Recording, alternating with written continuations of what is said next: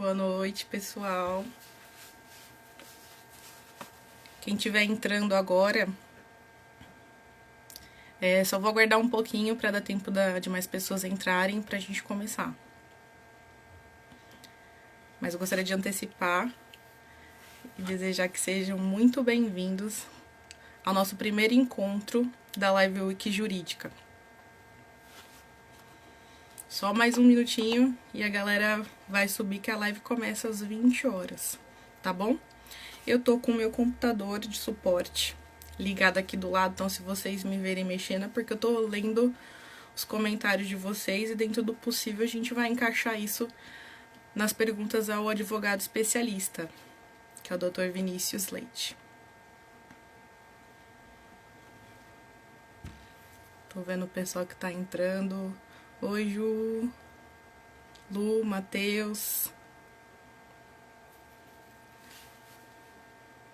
Dr. Bruno também, tudo bem? Só mais alguns minutinhos para todo mundo entrar e a gente já começa o nosso papo, tá bom? Oi, Sheila, boa noite, tudo bem?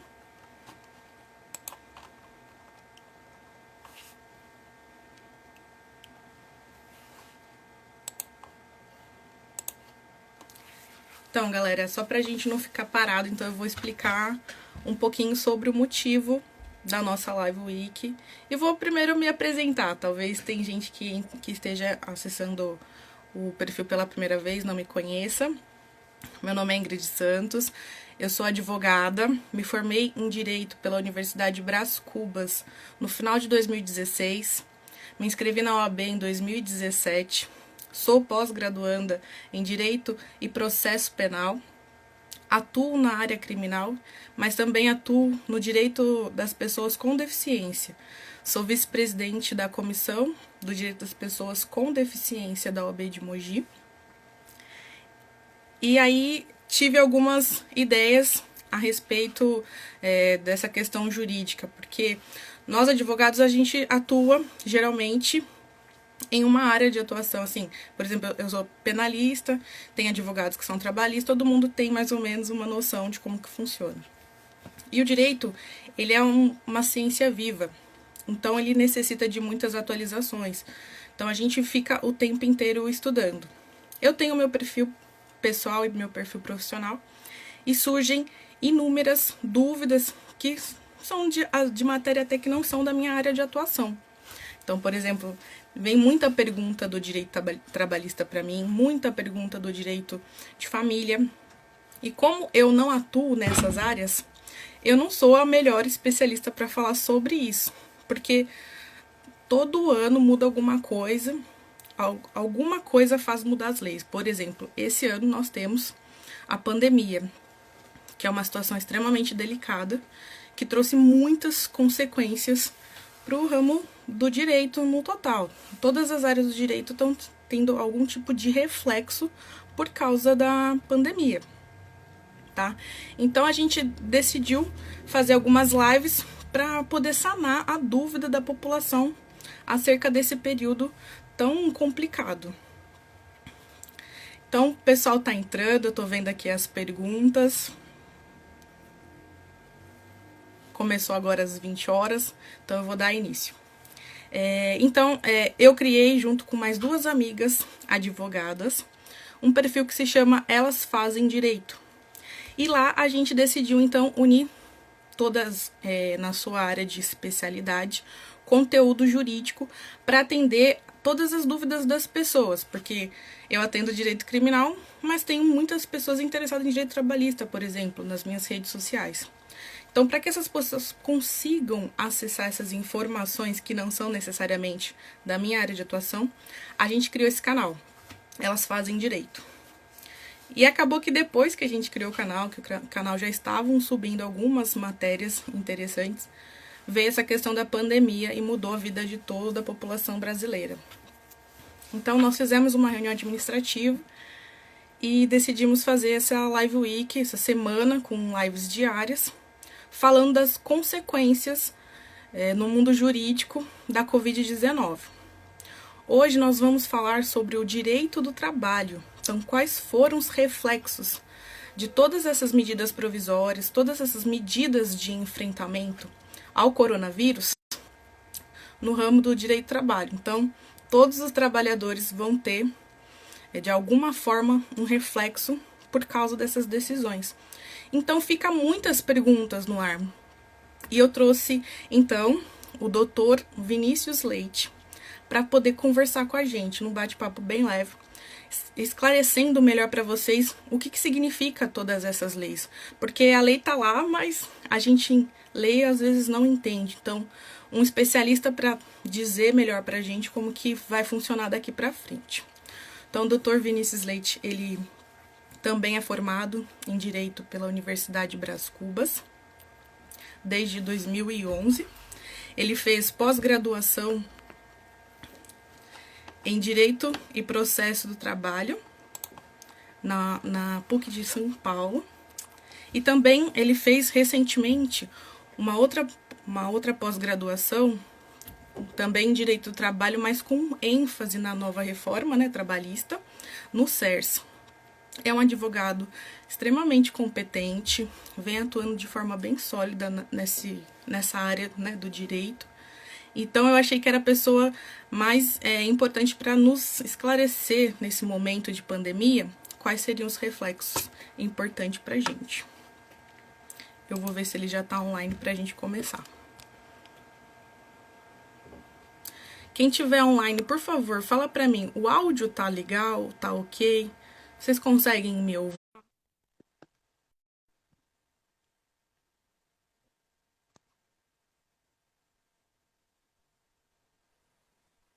Olá, Cheguei ou não? tudo bem? Tudo bem, você? Tudo bem. O pessoal tá dando feedback a respeito do áudio. Aparentemente tá tudo ok, todo mundo tá ouvindo a gente muito bem. Gostaria de Maravilha. primeiramente agradecer que que o doutor aceitou o nosso convite de fazer a live. Eu sei que é uma missão um pouco complicada, né? A Covid mexeu com as nossas É, agendas. tem muita coisa para ser falada, né? Então, a gente fica meio perturbado com o momento, né, com a situação. Mudanças legislativas para todo lado, não só na área trabalhista. Então, nós como advogados, trabalhando em home office ainda, que é pior ainda para nós, né? A gente fica meio doido. Mas o que eu puder explicar, o que eu puder passar, o que eu puder aprender também com vocês aqui hoje, vai ser ótimo para mim. Eu agradeço o convite demais. Obrigado por confiarem em mim aí para falar. E é isso. Vamos destrinchar esses assuntos aí. Espero que não seja muito chato para vocês que estão assistindo. Espero que seja didático. Quem tiver dúvida, quem quiser contribuir, deixa um comentário aí já.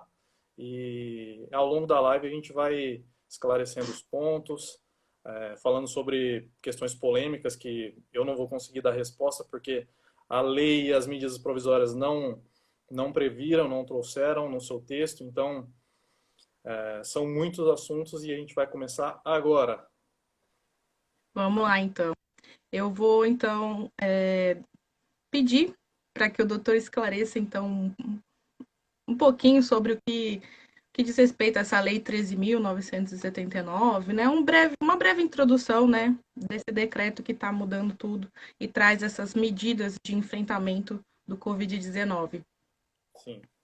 Bom, é o seguinte, quando começou esse caos de Covid, de coronavírus, de isolamento, quando se falou, caramba, a gente vai ter que ficar em casa, não pode ter contato com ninguém, etc., o governo começou a se movimentar, porque as pessoas cobraram muito, tanto o lado dos trabalhadores quanto o lado das empresas. Então, caramba, a gente precisa de um auxílio, alguém precisa fazer alguma coisa, porque eu não vou ter condições como empregador de manter a minha folha salarial, e ao mesmo tempo o empregado diz, poxa, eu não vou ter condição de trabalhar porque eu tenho que ficar na minha casa. Muitos municípios, muitos governos determinando esse isolamento, né? Então, o primeiro contato, a primeira arranhada que o direito do trabalho levou nessa confusão aí foi o Decreto Legislativo 6 de 2020.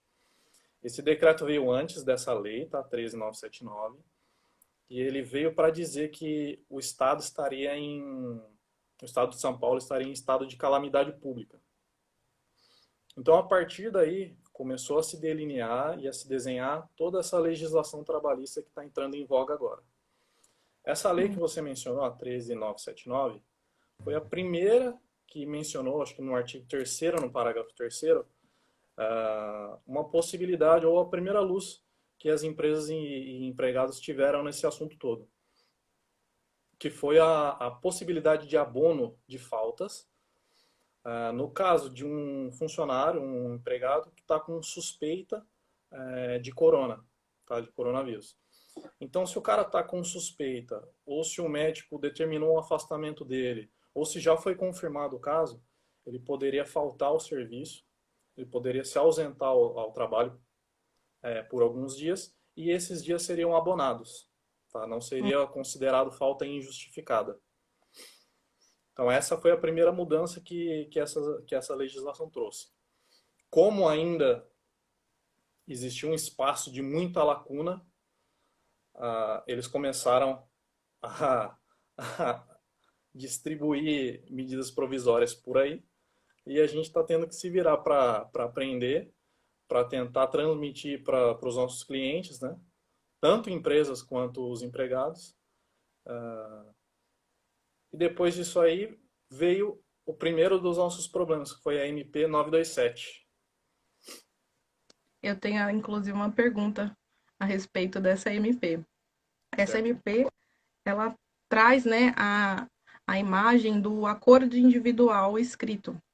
E a Uhum. pergunta que mais fazem, né, nos nossos perfis é como que fica, então, a legislação vigente? Porque sempre tem aquela coisa, tem a CLT, mas também tem a convenção, tem o acordo trabalhista, agora tem a nova MP. O que está valendo? O que prevalece nesse momento? Olha, as medidas provisórias, elas têm eficácia imediata. Então, a MP 927, tá, tivemos várias, 927, 928, 944, 945, 936, enfim, 946 agora, tem várias. Então, todas elas estão vigentes, certo?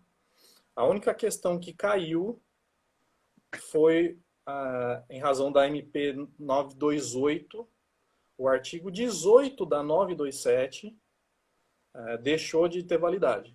Tá? Porque para se derrubar um artigo de medida provisória, você só consegue com uma nova medida provisória. Então, E aí, essa 928... Desculpa? essa é a maior dúvida que as pessoas têm dificuldade de entender, porque sai uma medida e sai outra, É, são vários textos para analisar e ninguém sabe o que significa de fato a lei. pois é. Então, Quando saiu a MP 927, a maior polêmica que se gerou foi em relação a esse artigo que eu mencionei, o artigo 18. Porque esse artigo, que gerou uma polêmica no Brasil todo, saiu em todos os jornais e etc., previa a suspensão dos contratos de trabalho sem uma compensação nem da empresa nem do governo. Então, praticamente, os funcionários... Mandar um beijo aí pro meu primo, tá bom? Que acabou de entrar aí, já tá me enchendo o saco. Mas, continuando no meu raciocínio, eles previam a suspensão dos contratos de trabalho e não havia contraprestação. O funcionário ficava à sua própria sorte, ficava abandonado. Então, o Bolsonaro veio e falou, não sabia, assinei a medida provisória sem ler, então eu vou revogar o artigo 18 através de um tweet. Ele falou isso. Aí o pessoal pensa, caiu a medida provisória, caiu o artigo porque o Bolsonaro tweetou, então essa não é o processo legislativo correto. Então precisaria novamente de uma outra medida provisória que foi a 928, certo? Mas a MP 927, não menos importante, trouxe diversas modalidades, medidas alternativas para preservação, principalmente de emprego. Então, nesse momento, a gente de medidas provisórias, a gente não fala em proteção do empregado, a gente mitiga muito o princípio da norma mais favorável, a gente mitiga o princípio da proteção, porque o momento é tão emergencial que a gente tem que proteger o emprego. tá? E para proteger o emprego, a MP 927 trouxe diversas medidas. São 8, se não me engano. Só pegar minha colinha aqui, porque isso é muita coisa para lembrar de cabeça. Quando você pega a colinha, eu esse tema. É muito importante para quem está assistindo a live perceber, entender que é importante sim o isolamento. A gente entende essa necessidade, a gente respeita essa necessidade, mas não é tão futura essa questão da perca do emprego. A gente, como advogado, já conseguiu perceber muito de perto, muitas pessoas já perderam seus empregos. Então, é muito importante esse diálogo da gente agora, porque se as pessoas não souberem seus direitos, tudo vai virar realmente um caos. E a histeria, no caso, no que diz respeito ao medo de como vai ser daqui para frente, fica maior. Então, é importante a gente ter esse conhecimento. E aí, o doutor Vinícius vai Pois é. explicar para a gente quais são as medidas de preservação do emprego. Pois é, mesmo com essas medidas que estão entrando, ainda assim muita gente está sendo mandada embora, muita gente está sendo demitida. Então, é importante a gente perceber, com essa MP 927, existiu uma tentativa do governo de preservar esses empregos, mas ao mesmo tempo não houve uma atuação, o governo não chegou com nenhuma medida que prevesse um pagamento da União ou uma ajuda da União para empresas e para empregados. Então, eles basicamente falaram, ó, tá aqui a lei, façam o que vocês quiserem e se virem aí. E não é assim que funciona, né? Todo mundo precisa da ajuda estatal nesse momento. Então, a medida provisória começou a trabalhar, a tratar disso aí, e trouxe essas medidas que a gente comentou para, inicialmente, preservar o emprego, mas sem uma atuação muito grande, deixando mais a cargo das empresas e das empresas definirem, né? Medidas basicamente unilaterais. Então, vou começar falando delas. A primeira que a gente pode citar é o teletrabalho, ou seja, todo tipo de trabalho em que se poderia executar de casa, a empresa poderia determinar que o trabalhador fizesse isso em casa. Tá? Para aqueles que não poderiam ou que não tinham os meios apropriados, a empresa poderia fornecer via comodato, né, os meios telemáticos que a lei chama. Então, sei lá, um computador, alguma coisa assim, para o trabalhador que não tem. Isso deixando claro que foi pensado para os trabalhos que podem ser feitos em casa, tá? Podem ser feitos em casa. Tem muito trabalho que não é possível. Então, a primeira medida foi isso aí, teletrabalho. O trabalhador pode executar, como eu mencionei, através dos meios telemáticos, tá? E a medida trouxe também uma coisa que ficou muito falado, que foi polêmico, que foi o artigo 2º, que determinou que fosse feito o acordo individual escrito em preponderância ao acordo coletivo, né? Ou até mesmo as leis ordinárias. Então, essa foi uma preocupação muito grande do pessoal da área jurídica, né? Porque é extremamente inconstitucional, na minha visão, isso aí. Né? Todos os professores que eu sigo, que eu tenho uma aula até hoje, começaram a jogar material e falar sobre, porque a Constituição é bem clara no artigo 7º e no artigo 8º, a necessidade de participação dos sindicatos e tudo mais. Então, foi algo que chamou bastante atenção também. Tá? Então, assim, a primeira medida, voltando ao assunto, é o seguinte. A primeira medida, voltando ao assunto que eu falei, foi o teletrabalho. A segunda medida foi a possibilidade de adiantamento de férias individuais. Vamos explicar isso aí melhor. Imagine que o funcionário tenha entrado na empresa ao dia 1º de março. Para ele completar o período aquisitivo, ou seja, os 12 meses em que ele passa a ter direito a férias, os 12 meses posteriores à sua contratação, mesmo que o empregado não tenha, o empregador poderia adiantar isso aí e deixar o empregado em casa. Então, imagine que ele entrou dia 1º de março, E essa medida se deu agora, também no final de março, ou começo de abril, se não me engano. Então ele já poderia antecipar esse período de 12 meses que ele teria que transcorrer até março de 2021 e já poderia deixar o empregado em casa, tá? Para fazer isso, comunicação com antecedência de 48 horas, esquecendo também os prazos previstos lá na CLT, e o Muito pagamento importante, dessas férias.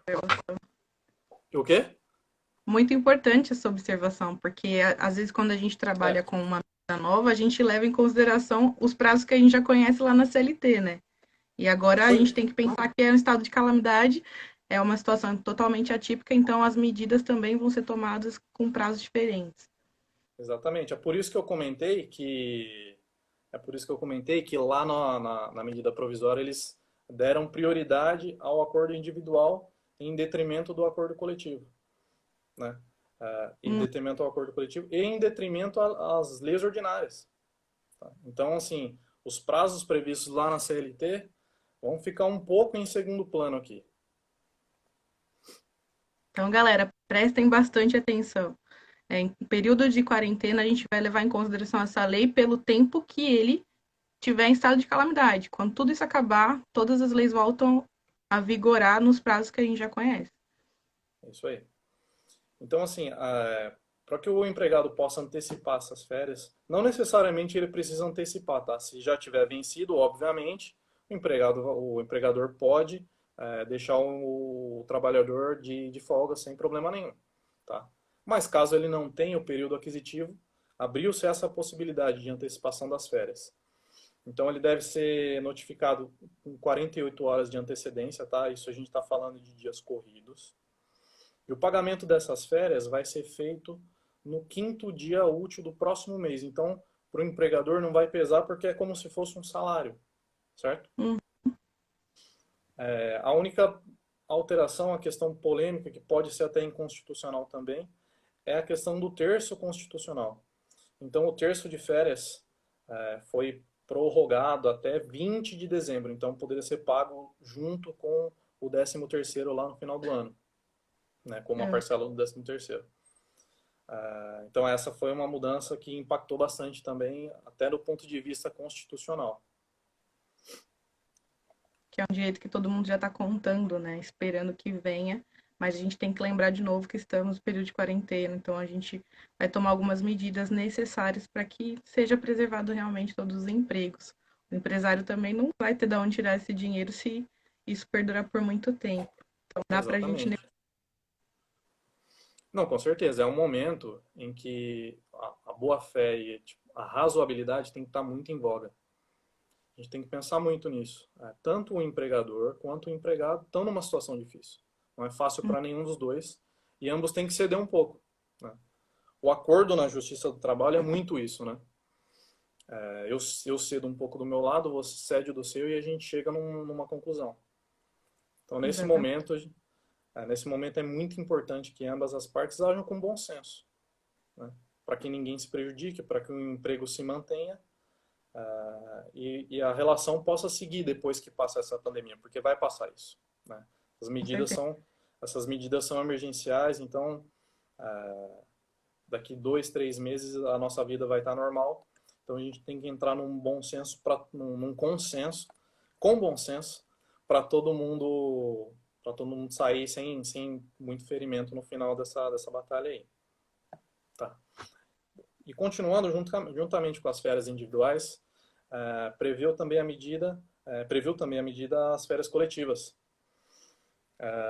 Da mesma forma que as individuais, tá? A comunicação vai ser feita em 48 horas. Possibilidade de fracionamento similar às férias individuais, na minha posição, tá?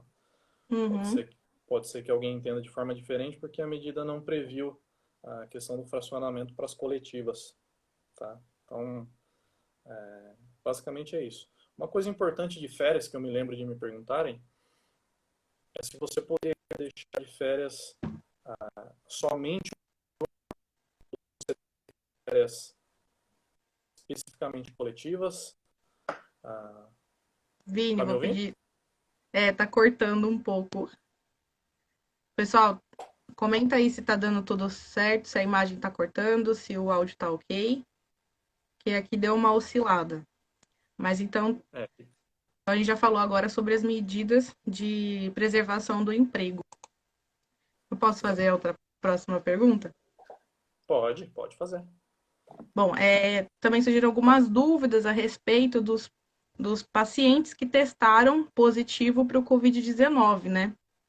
Sim. E eu queria saber se vai haver a necessidade deles passarem por exames ocupacionais. Essa Covid-19, ela é ou não é uma doença ocupacional?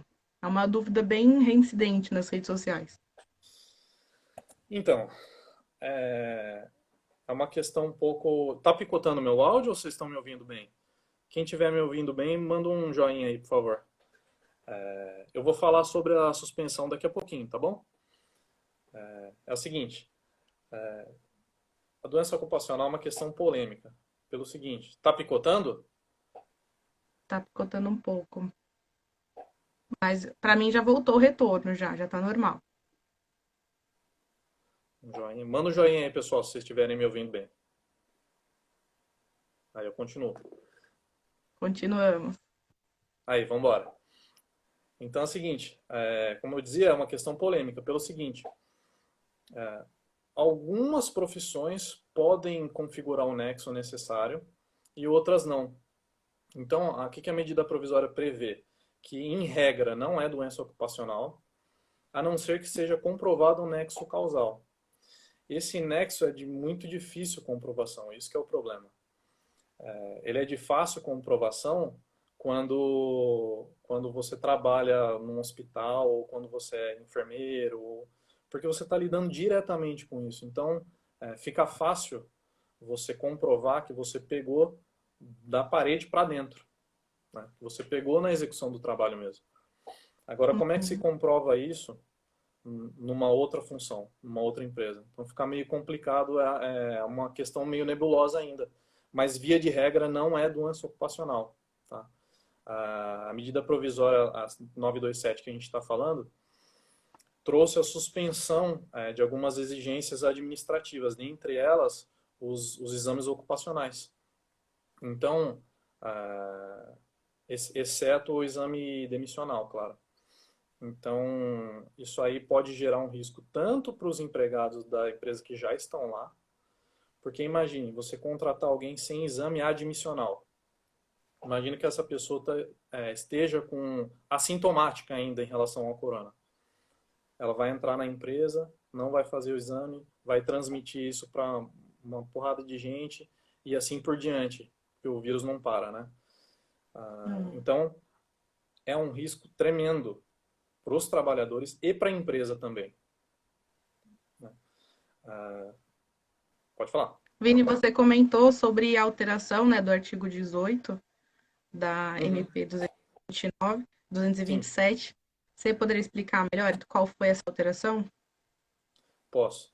É o seguinte, o artigo 18 previa a suspensão do contrato de trabalho por 4 meses, tá, para que o empregado fizesse um curso de qualificação. Tá? Isso sem receber bolsa do governo, sem receber bolsa da empresa. Claro que há sempre a opção da empresa pagar uma ajuda compensatória ao empregado. Mas qual empresa faria isso? Eu creio que praticamente nenhuma. E se fizesse, não seria para todos os empregados também. Então, foi muito temerário isso, né? Pô, como uma pessoa vai ficar na sua casa por 4 meses sem receber R$ 1? Tá? É super complicado.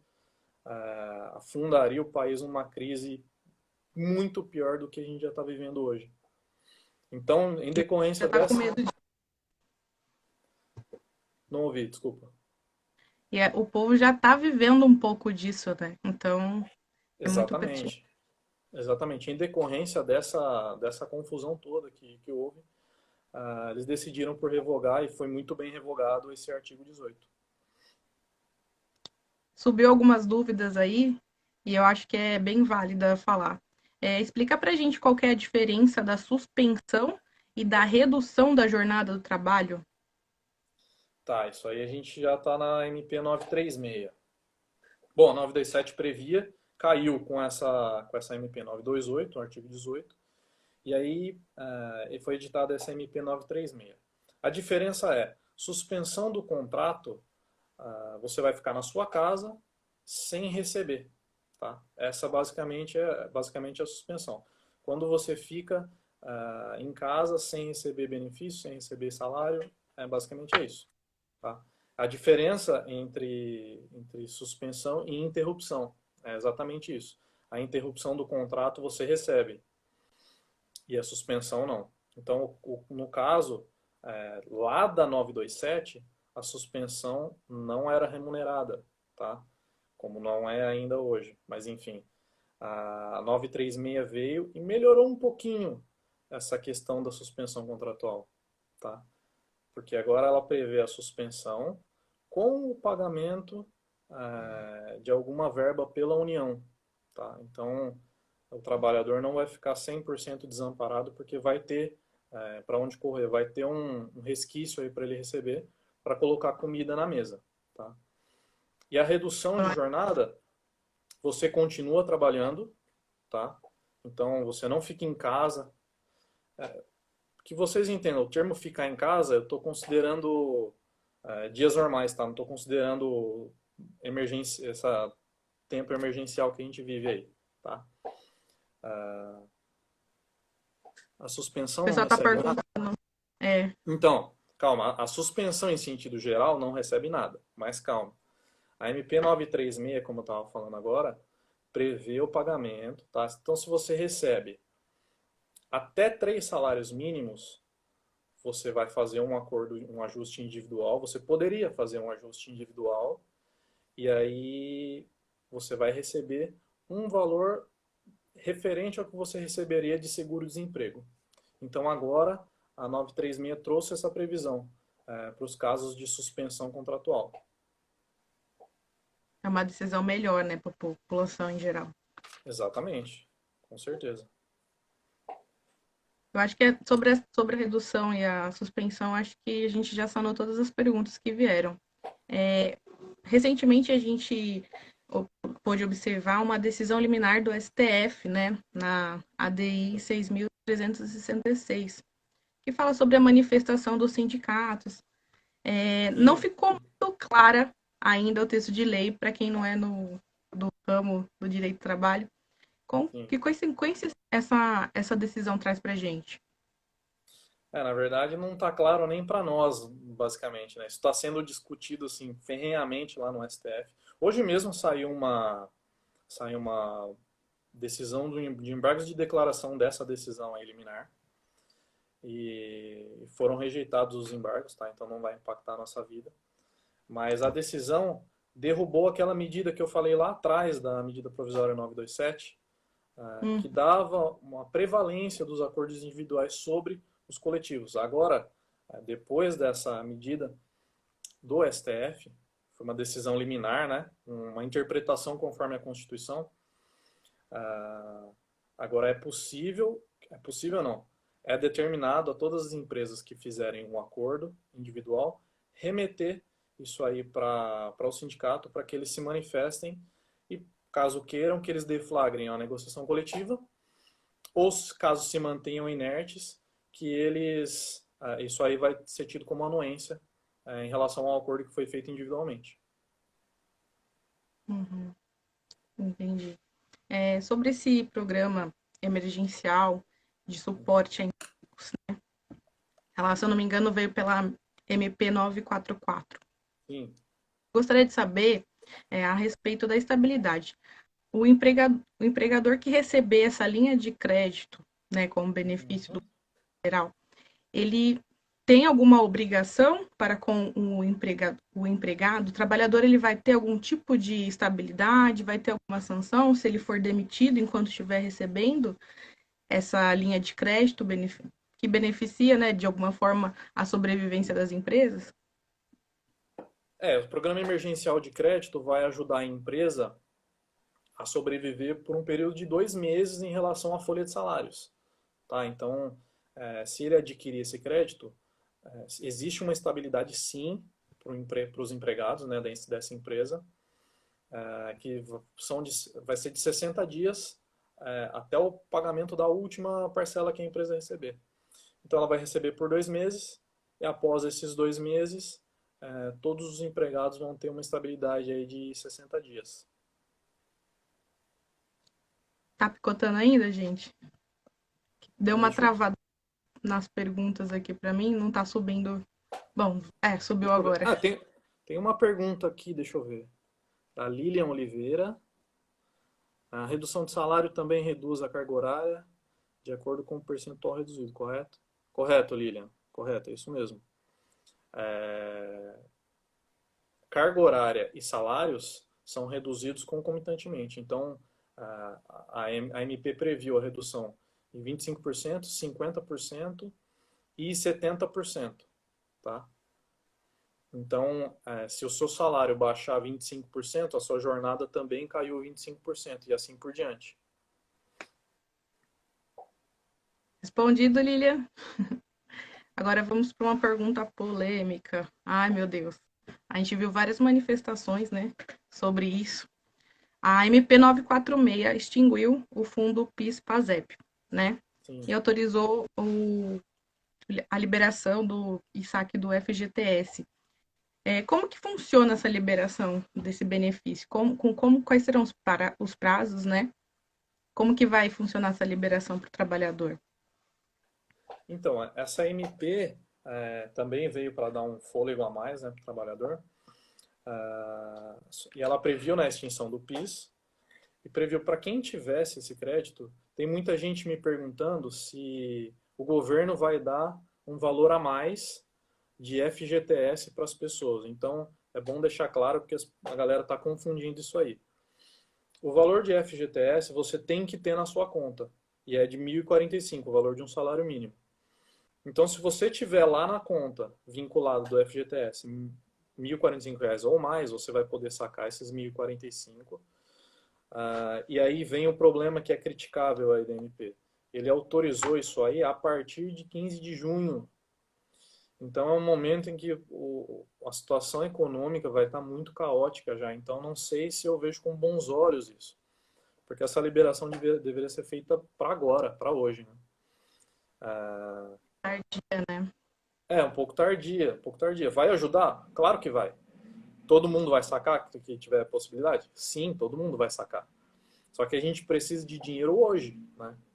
A população quer dinheiro agora, o trabalhador precisa agora, né, para colocar comida na mesa. Então, houve essa previsão mesmo de um salário mínimo, mas é para quem já tem o dinheiro, ou seja, o governo não vai dar nada, você vai pegar o seu próprio dinheiro que está preso lá, e isso só vai poder ser feito a partir de 15 de junho até dezembro. Tá? Basicamente é isso aí, a MP 946. Então, de benefício mesmo que o governo vai dar, basicamente é esse auxílio emergencial para o trabalhador, né, para os autônomos, trabalhador informal, no valor de 600 a 1.200 reais, e também essa liberação de crédito para as empresas sobreviverem nesse período que você falou de 60 dias, né? Exatamente. Na verdade, esse valor emergencial não está lá na MP. Isso já é uma outra questão. Tá? O que a MP prevê de fato é liberação de 1.045, tá? O valor do salário mínimo do fundo que a pessoa já tem. Tá? Hum. Deixa eu só vou responder uma pergunta que chegou aqui da Ellen Pereira. Quem usa o FGTS para fazer a amortização, será que tem direito? Sim, Ellen. Todo mundo vai ter direito. Todo mundo vai ter direito. Você pode sacar, se você tiver o fundo, você pode fazer o saque tranquilamente, tá bom? A MP perde a validade antes do dia 15 de junho. Tem esse detalhe também, Cerejo Jéssica. Tem esse detalhe também. A MP Doutora perde a validade. Jéssica, também advogada. Também é advogado?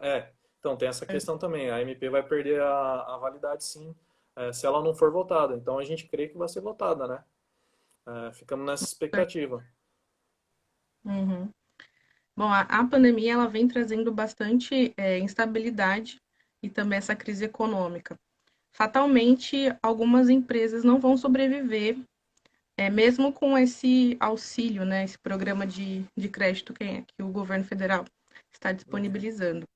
E algumas perguntas que vieram é a respeito de como que vai ficar a rescisão, né, ou extinção dos contratos de trabalho. Muitas pessoas já foram demitidas e muitas ainda serão.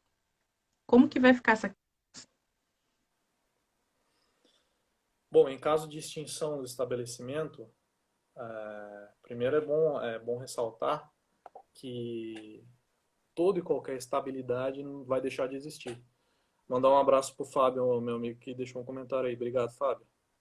Tamo junto, irmão. Saudade de você. Toda estabilidade que existia vai deixar de existir. Então, se a pessoa possui qualquer tipo de estabilidade, por exemplo, gestante ou CIPA, no caso de extinção do estabelecimento, por ser uma questão de força maior, que é o momento que a gente está vivendo, a estabilidade cai por terra, a pessoa, lógico, vai receber a indenização sobre esse período estabilitário. Pagamento de aviso prévio é uma polêmica ainda na jurisprudência, se é devido ou não, justamente por ser uma questão de força maior. Tá?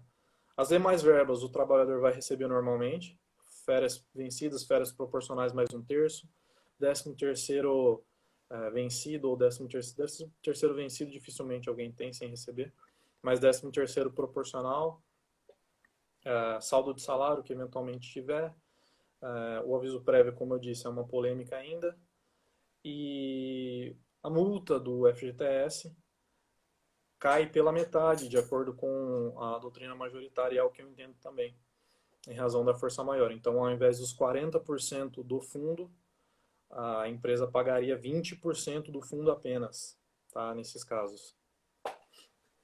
É importante observar esses pequenos detalhes, porque depois o pessoal procura o advogado e exige algo que, por lei, a gente não tem como pedir também.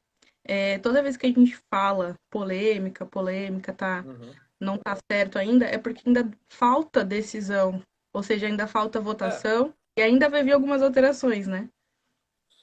não, com certeza. É tudo muito novo.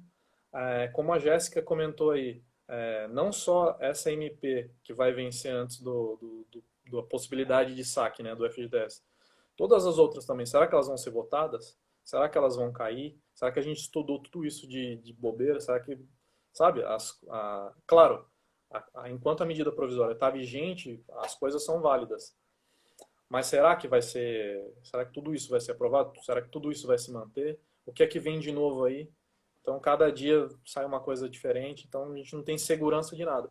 É o período de maior insegurança jurídica que a gente está vendo nesse momento aí.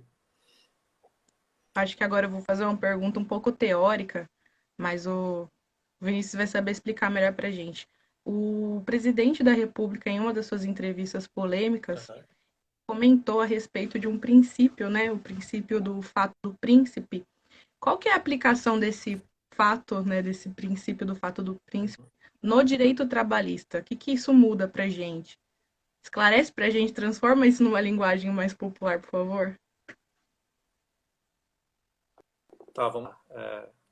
Deu uma travada aqui para mim, vocês estão me ouvindo? Eu vou reformular a pergunta de forma mais sucinta. O presidente da República ele trouxe um termo jurídico que acabou gerando muito questionamento. Ele falou a respeito do princípio do fato do príncipe. Qual seria a aplicação, né, desse princípio no direito do trabalho? Gente, vocês estão ouvindo? Dá ok se o áudio tá legal, se a imagem tá aparecendo. Para mim deu uma Eu travada tô também.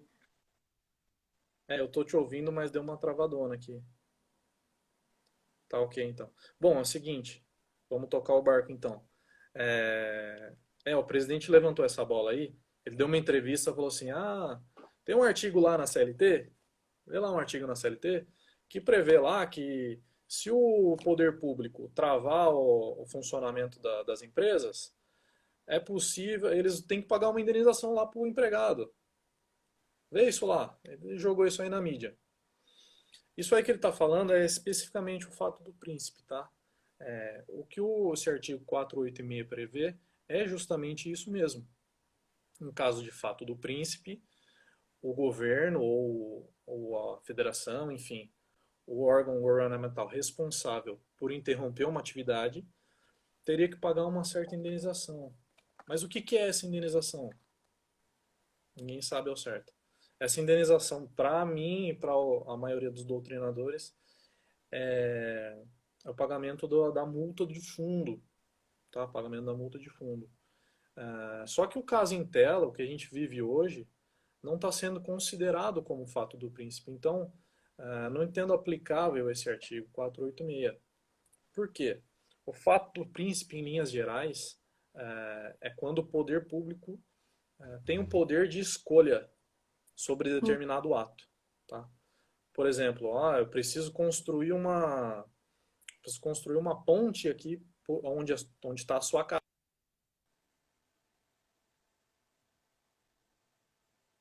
Construir na sua casa. Então, tá me ouvindo? Deu uma travada de novo, mas voltou. Tá. Então, quando o poder público tem essa opção de escolha, aí é considerado fato do príncipe, é o que a gente chama de poder discricionário, tá? Quando o Uhum. poder público não tem a escolha, que é o caso atual, o isolamento social, ou seja, que as pessoas não trabalhem, que os shoppings estejam fechados. Travou, Karina? Eu vou falar de novo então. Quando o poder público tem a opção de agir de uma forma ou de outra, isso não é considerado fato do príncipe, tá bom? O fato do príncipe não se aplica ao caso do coronavírus agora, porque a questão do governo ou da cidade ou do estado, enfim, fechar shopping, fechar loja, fechar etc., é uma questão de saúde pública, é uma questão muito maior do que qualquer outra. Então, não havia outra conduta necessária ao poder público do que não essa. Tá? Então, como não havia o poder de escolha, não é caso de fato do príncipe, portanto, inaplicável o artigo 486 e inaplicável qualquer pagamento de indenização por parte do governo. Tá? A responsabilidade sobre qualquer verba para o empregado permanece do empregador. Basicamente é isso aí. Complicado, né? Porque acaba que surgem vários questionamentos, até mesmo as autoridades não são tão claros, né, a respeito do que é e do que não é direito. Uhum. E uma coisinha que você não esclarece vira polêmica de fato. E até mesmo quem cria as leis, às vezes, não explica isso para a população. A população precisa de um posicionamento. Então, esse é um esclarecimento para mim muito importante. Recentemente, aqui em Mogi das Cruzes, o Spani Atacadista, Uhum. ele anunciou, acho que no dia 18, que ele vai encerrar suas atividades aqui em Mogi das Cruzes. Tem até algumas pessoas se movimentando, foi até cogitado uma possibilidade da prefeitura intervir, né, para renegociar o aluguel deles, porque eles não estão conseguindo pagar o aluguel e eles teriam que Tá. encerrar essas atividades. O Spani Atacadista mais próximo da gente aqui fica em Itaquaquecetuba. Uhum. Aí, no primeiro momento, eles anunciaram que demitiriam, infelizmente, todos os seus funcionários.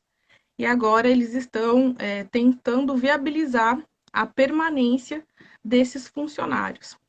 Então, nessa hipótese onde há uma rede, né, a empresa ela tem várias filiais. Como que fica a questão da estabilidade desses funcionários? Eles podem ser transferidos para a unidade mais próxima, como no caso a unidade de Itaquaquecetuba? Olha, bom, primeiro deixar claro que aí a gente não fala de estabilidade, tá? São, são trabalhadores comuns, e a empresa tem o poder diretivo para mandar embora, o poder disciplinar, enfim. Ela pode executar a demissão sem problema nenhum, tá? Agora, em casos de filiais, tem que ser, a questão tem que ser estudada por cada unidade. Então, infelizmente, se a unidade vai fechar, é possível que o empregado seja transferido sim. Se houver o interesse do empregador, ele pode ser transferido para outras unidades, por ajuste individual entre eles, né? Agora, desde a decisão do STF, esses ajustes vão ficar à mercê de manifestação do sindicato também, mas é possível sim, ah, é possível sim o empregador transferir, mas não vejo que algum empregador vá fazer isso, tá? Então, se ele não tem condições de manter o empregado ali, ele não vai ter condições de manter em outra também, porque a folha dele não vai diminuir, né? Então, eu acho que o ideal para ele, infelizmente, seria a demissão. Se ele, nenhuma dessas medidas alternativas puder preservar um emprego, infelizmente, ele vai ter que dispensar um empregado. Mas é possível sim, se for do interesse dele, é possível transferência entre unidades pelo acordo entre eles, sem problema. Uhum. Muito importante. Eu vou olhar aqui o suporte pra gente Uhum. ver se tem mais pergunta. Ó, tem mais pergunta aqui, ó. A Agnes perguntou: Doutor Vinícius, você poderia esclarecer como ocorrerão as audiências através da videoconferência que já é prevista? Como que fica, Cara, então? A gente sabe que os prazos estão suspensos. Como que ficam as audiências trabalhistas? então, eu tô tão na dúvida quanto vocês, porque acabou de sair isso aí. ah, eu vi muito por cima. Também não tá valendo ainda, acho que vai valer para 4 de maio em diante, se não me engano, essas videoconferências de audiências. Não faço a menor ideia como é que vai funcionar em relação a testemunhas, se a parte vai acessar uma sala virtual da sua casa. Ainda são coisas nebulosas para a gente, porque é uma norma muito recente. Então ainda não existem esses esclarecimentos. Eu também acho que não vai ser algo que vai vigorar por muito tempo, não. Não vejo viabilidade para isso. Mas aguardo também maiores esclarecimentos. É a pergunta de 1 milhão. Eu É, não consigo responder e aguardo novidades aí dos tribunais. vou até fazer um adendo aqui. É, por causa dessa situação totalmente excepcional, muitas das nossas atividades presenciais tiveram que ser virtualizadas, né? Muitas Sim. das nossas ações como advogados já são virtuais, né? Que a gente fala o tempo inteiro processo físico, processo digital. Então, muitas das coisas agora estão sendo obrigatoriamente, mas por questões excepcionais, serem virtuais. Inclusive, em alguns casos já está havendo a videoconferência. Mas fiquem muito assim calmos, ninguém vai substituir essa forma de trabalhar como ela é hoje em dia. As audiências elas têm a necessidade de ser presenciais. Então, assim, é excepcional, é uma regra excepcional. Isso nunca vai virar uma regra. Tem gente perguntando para mim, mas e agora não vai mais ter advogado? Como que a gente vai fazer? Vai É, ser substituído por robô, gente? Calma. Não é para tanto. Vamos devagar. E de qualquer forma, a gente tem que lembrar que também, às vezes sai uma decisão, mas as várias não têm condições de tornar isso possível. Seja porque elas são uhum. muito pequenas ou porque têm grandes demandas. E acaba que essa informatização não é possível para todo mundo. Então, de fato, isso não vai Com virar certeza. regra, é só excepcional mesmo. Eu acho que a gente já respondeu todas as Sim. perguntas, acredito Sim, eu. tem um pessoal comentando que o funcionário fica muito vulnerável. A Tânia comentou que o período de pandemia é tudo muito instável na área trabalhista e previdenciária. Realmente, galera, é uma situação extremamente emergencial mesmo. Fica tudo instável para a gente, até para a gente responder, para a gente se manifestar para os clientes, até para os caras editarem as leis, as medidas provisórias. Eles não sabem o que fazer também. Então tá todo mundo perdido aí nesse tiroteio, né? Mas assim, a gente tem que ter em mente que está sendo feito o melhor, assim, minha opinião sobre essas medidas. O governo tá fazendo o que pode ser feito, infelizmente. A ideia, como eu falei, a quem comentou, a Elídia Braga comentou que o funcionário fica vulnerável.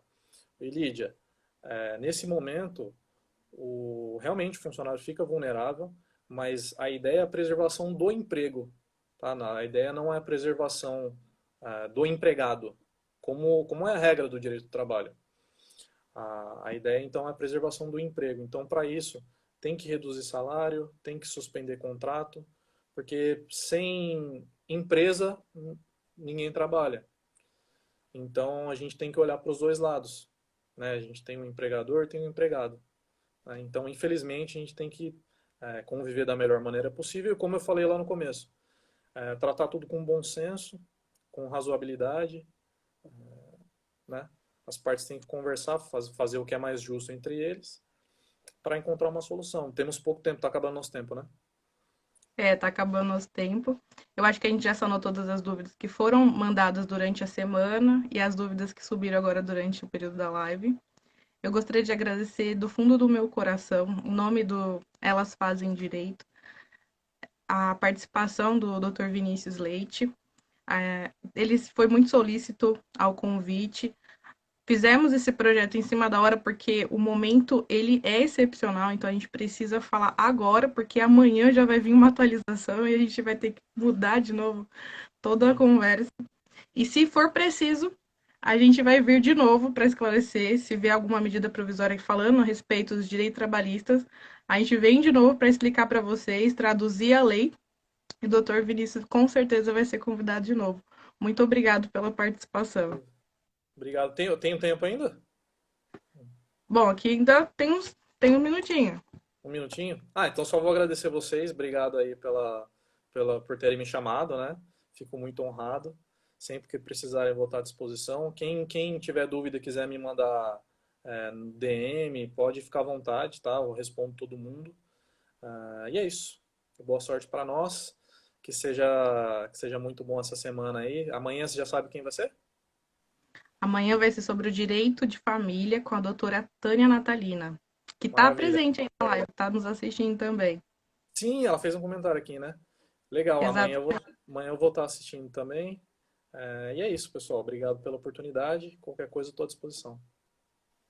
Gente, fique em casa. Quem puder, fique em casa. E qualquer Ah, dúvida, chama a gente que a gente responde. uma outra questão que eu ia falar. Tem muita coisa que eu só tangenciei, porque são muitos detalhes, tá? Então eu só dei uma pincelada, eu só falei por cima. Eu vou disponibilizar um material um pouquinho mais completo e vou mandar para a Ingrid. Ela vai disponibilizar para vocês, eu acho, ao longo da semana aí, não sei. Mas eu vou mandar para ela com mais detalhes. Então quem tiver dúvida pode acessar esse material aí. Beleza, galera? É isso. A partir da semana que vem, a gente vai disponibilizar gratuitamente um e-book com todas essas informações de forma mais complexa, tá bom? Então é isso. Muito obrigada a quem ficou, quem assistiu. Essa live vai ficar gravada, tá? Então vocês podem assistir de novo. Boa noite, gente. Tchau, tchau. Valeu, pessoal. Boa noite.